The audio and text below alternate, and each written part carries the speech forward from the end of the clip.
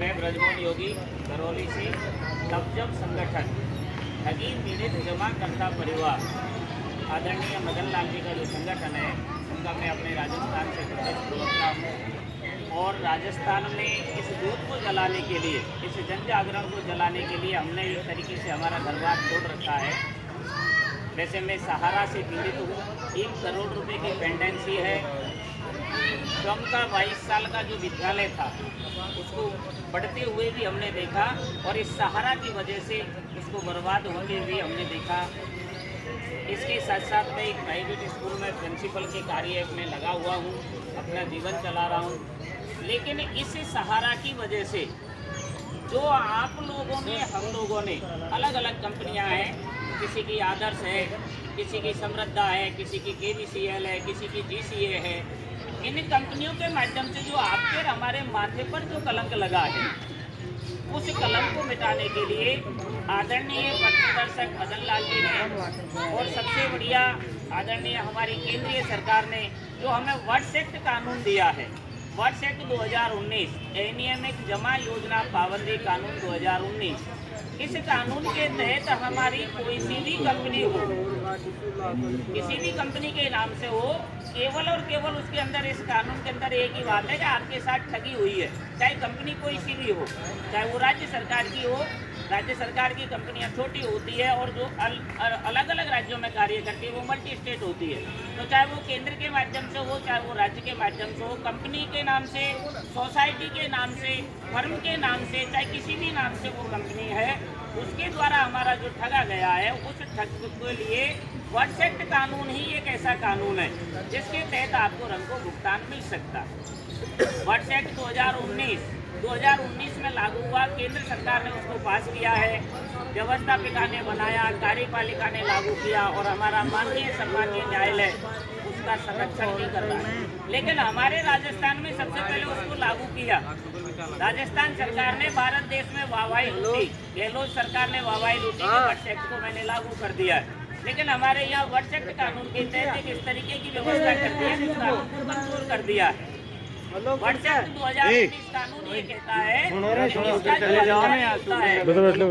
Words act कानून का जो सक्षम अधिकारी होता है वो सचिव स्तर का होता है। वो कानून की किताब में लिखा हुआ है, वर्ड्स एक्ट 2019 किताब में लिखा हुआ है। तो सचिव स्तर का मतलब है एक जिले में एक जिला कलेक्टर महोदय होते हैं, IAS अधिकारी होते हैं, वही सचिव स्तर के होते हैं। लेकिन हमारे राजस्थान में उप रजिस्ट्रार कार्यालय को सक्षम अधिकारी बना रखा है। और जिसकी भी बहानगी अभी मिली है हमें, पिछले फरवरी में एक दैनिक भास्कर अखबार में निकाला था कि पूरे राजस्थान में 1,12,000 ऑनलाइन शिकायतें हो चुकी है अब तक। लेकिन ये राजस्थान की सरकार, आदरणीय गहलोत जी की सरकार, कहीं ना कहीं BJP और कांग्रेस पूरा कुश्ती खेलती है। 1,12,000 ऑनलाइन शिकायत होने के बाद भी मात्र 10,000 इस्तगासा हमारे राजस्थान में हुए हैं और जिनमें भी 4 साल होने के बाद भी आज तक किसी को पैसा नहीं मिला, क्योंकि इस कानून में लीपापोती हमारी राज्य सरकार ने कर रखी है। जब अन्य राज्यों के अंदर जिला कलेक्टर को, DM को जो मुख्य अधिकारी बना रखा है, सक्षम अधिकारी बना रखा है, तो फिर राजस्थान में क्यों नहीं? हमारे माननीय मोदी जी कहते हैं हर बात के लिए कि एक देश में एक ही कानून और ये नियम भी है। जब एक देश में एक कानून है तो UP सरकार के पास, MP सरकार के पास, हरियाणा सरकार के पास, उड़ीसा सरकार के पास जिला कलेक्टर सक्षम अधिकारी हो सकता है, तो राजस्थान सरकार के पास क्यों नहीं है जिला कलेक्टर को अधिकारी बनाया जा रहा है? तो हम 2 तरीके से इसकी लड़ाई लड़ रहे हैं। एक तो हम सरकार से ये चाहते हैं कि जिला कलेक्टर महोदय को सक्षम अधिकारी बनाया जाए। दूसरी तरफ हम ये चाहते हैं कि वर्ड्स एक्ट को तुरंत ताज़ा, जैसे 2019 में सबसे पहले लागू किया था, ऐसे इसको कड़ाई से लागू किया जाए और आने वाले 180 दिन में, क्योंकि वर्ड्स एक्ट कानून में ये कह रखा है कि आपका पैसा ठग कंपनी से राज्य सरकार का जो सक्षम अधिकारी है जिला कलेक्टर महोदय, वो 180 कार्य दिवस में आप तक पहुँचाएगा। इस कानून के अंदर ये लिखा हुआ है।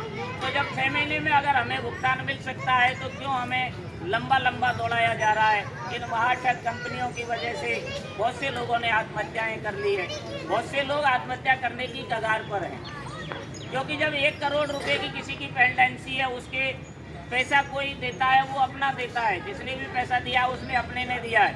किसी की बहन का पैसा है तो किसी के माता का पैसा है, किसी के पिता का पैसा है, किसी के गांव वाले का पैसा है या अपने परिचित का पैसा है।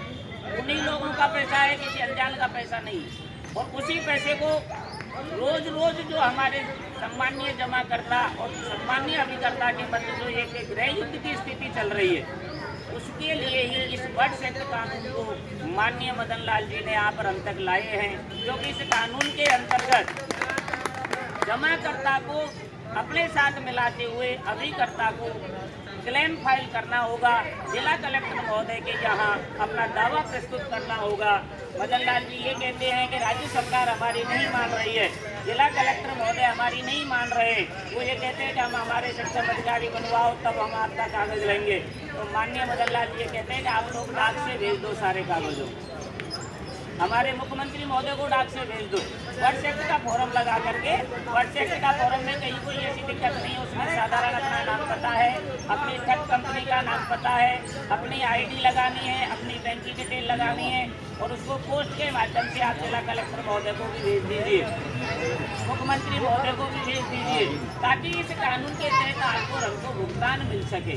क्योंकि वर्ष एक्ट कानून ये कहता है जिस दिन आपकी कार्रवाई जिला कलेक्टर महोदय यानी सक्षम अधिकारी जिस दिन आपके उस फॉर्म पर नोटिस इश्यू कर देगा, उस नोटिस के 7 दिन के बाद में और 180 दिन तक आपको भुगतान देना ही होगा। इस कानून में इतनी ताकत है। लेकिन ये कानून अमली जामा कब पहनेगा? जब आप लोग और हम लोग जनमत तैयार करेंगे। क्योंकि हमारा ये पहले भी भूतपूर्व इतिहास रहा है। 200 साल हमारे अंग्रेजों ने गुलामी, अंग्रेजों से बड़ी मुश्किल से हम आज़ाद हुए। वो किसके आधार पर? केवल जनमत के आधार पर। हमें माननीय मदन लाल जी ने एक सत्याग्रह दिया है। सत्य और अहिंसा के साथ हमें किसी से लड़ना नहीं है, सत्य का आग्रह करना है। और सत्य ये है कि हमारी केंद्र सरकार ने हमको वर्ष एक्ट कानून बना कर दिया है, लेकिन वो उसको क्यों छुपा रही है? क्यों आपको और हमको न्याय नहीं मिल रहा है? इसी को आपको और हमको उजागर करना है। तो आज की इस बैठक में हम लोग आपसे ये निवेदन करना चाहेंगे कि आने वाली इस 30 तारीख को दौसा जिला हेडक्वार्टर पर माननीय मदन लाल जी आ रहे हैं। हम चाहते हैं कि दौसा जिले की सभी तहसीलों से जितनी संख्या में आप लोग अपने पीड़ितों को ला सकते हो उतने लाइए, क्योंकि जनमत की ही सरकार है। हम तो देखो दिल्ली में भी जब हमारा संसद सत्याग्रह हुआ, वहाँ भी हमने यही कहा था कि मोदी जी हम आपको चुनाव जिता करके प्रधानमंत्री बना सकते हैं, तो हम आपको चुनाव हरा करके प्रधानमंत्री से हटा भी सकते हैं। क्योंकि 42 करोड़ व्यक्ति हैं यहाँ पर हम पीड़ित, पूरे देश के अंदर हम 42 करोड़ हैं। आप देखिए 142 करोड़ की पूरी जनसंख्या है, जिसमें से 42 करोड़ लोग चिटफंड कंपनियों से पीड़ित हैं। तो जब प्रत्येक तीसरा भारतीय जिस चीज़ से पीड़ित है, तो माननीय मोदी जी बार बार मन की बात करते हैं, कभी हमारे मन की बात भी तो कीजिए। आप लोगों ने तो दोहरा रास्ता अपना रखा है। आप लोग 500 रुपये किसी विधवा को देते हो पेंशन के लिए। एक हाथ से आप कहते हो मैंने विधवा को 500 रुपये पेंशन के लिए दिया है, दूसरे हाथ से आप किसी न किसी ठग कंपनी को लाइसेंस देते हो और कोई न कोई मेरा जैसा एजेंट उसी बुढ़िया के पास जाकर ये कहता है बुढ़िया तेरे बुढ़ापे के लिए पैसा जोड़ ले, उसी का 500 रुपये लाकर माननीय मोदी जी को लाकर जमा करवा देते हैं, माननीय गहलोत जी को लाकर जमा करवा देते हैं। क्यों? हम इनका ये इसलिए कह रहे हैं क्योंकि या तो राज्य सरकार लाइसेंस देती है या केंद्र सरकार लाइसेंस देती है। तो इन ठग कंपनियों को लाइसेंस तो इन लोगों ने दिया है, इसमें आपकी हमारी कहाँ गलती है? आपसे मेरा एक निवेदन है, अपने आप को इतना कमज़ोर मत बनाइए, क्योंकि आप लोग ज़्यादातर इस वजह से पीड़ित हैं कि मैं दोषी हूँ। हम दोषी तो हैं, लेकिन हम इतने दोषी भी नहीं हैं, क्योंकि आपने हमने सबने रोजगार किया है। माननीय मोदी जी कहते हैं कि हमसे रोजगार मत मांगिए, सेल्फ एम्प्लॉय बनिए। हमने कब रोजगार मांगा? हम सेल्फ एम्प्लॉय थे, अपना रोजगार करते थे। आप बड़ी छाती ठोक करके ये कहते हो कि मैंने 3 लाख कंपनियों को बंद कर दिया है। माननीय मोदी जी कभी ये भी देखिए उन 3 लाख कंपनियों के अंदर कितने जमाकर्ताओं का खून पसीने की गाड़ी कमाई रह गई, जिसको ना आप दिलाना चाहते हो, ना आपका बीजेपी का पूरा महकमा दिलाना चाहता है। हम तो कहते हैं राजस्थान में तो बड़ी लड़ाई चल रही है। राजस्थान में कांग्रेस वाले कहते हैं कि माननीय गजेंद्र सिंह शेखावत संजीवनी के नाम से पैसा खा गया है। हम तो ये कहते हैं कि चाहे आपके गजेंद्र सिंह जी हो चाहे गहलोत जी हो, हम तो दोनों पर ही आरोप लगाते हैं, क्योंकि हमारे यहाँ तो राजस्थान में तो स्पष्ट दिखाई दे रहा है कि राजस्थान में कांग्रेस की सरकार है, केंद्र में बीजेपी की सरकार है। आप दोनों ही पार्टियां मिलकर के हम लोगों का भुगतान करवा दीजिए, 43 करोड़ पीड़ितों का भुगतान करवा दीजिए। आप लोग जो कहते हो ना कि सबका साथ सबका विकास, यहाँ धरातल पर आकर देखिए, यहाँ सबका सत्यानाश हो गया। आप ही के द्वारा जिन ठग कंपनियों को लाइसेंस दिया गया, उन ठग कंपनियों ने यहाँ आकर के ना किसी गांव वाले को छोड़ा, ना किसी इसमें कोई जाति पाति का भी नहीं, किसी जाति को भी नहीं छोड़ा, ना छोटे दुकानदार को छोड़ा, ना किसी छोटी छोटी नौकरी करने वालों को छोड़ा। हमेशा उनको ऐसे सपने दिखाए गए। और आज भी हमारा कहीं ना कहीं शासन प्रशासन, या यूँ कहें कि हमारे सांसद महोदय, या यूँ कहें कि हमारे विधायक महोदय, इनके पास हम बार बार शिकायत कर रहे हैं, उसके बावजूद भी किसी भी ठग के ऊपर कोई कार्रवाई होती हमें दिखाई नहीं दे रही है। माननीय मदन लाल जी कहते हैं, उनके आधार पर हम ये कहते हैं कि जब बर्ड्स एक्ट में इतनी शक्ति है, बर्ड्स एक्ट के तहत हमने FIR दर्ज करवा दी है, तो फिर ये हमारा शासन प्रशासन क्यों सो रहा है? शासन प्रशासन को कम से कम उस ठग से जाकर पूछना तो चाहिए कि तेरे विरुद्ध हमारे पास ये शिकायत आई है, क्या वाकई में तू दोषी है? तो हम तो ये कहते हैं, हमारा शासन प्रशासन, हमारे MP और MLA, हमारी राज्य सरकार और हमारी केंद्रीय सरकार, ये सब इन महाठगों के साथ मिली हुई है। इसलिए जनमत पैदा करना है।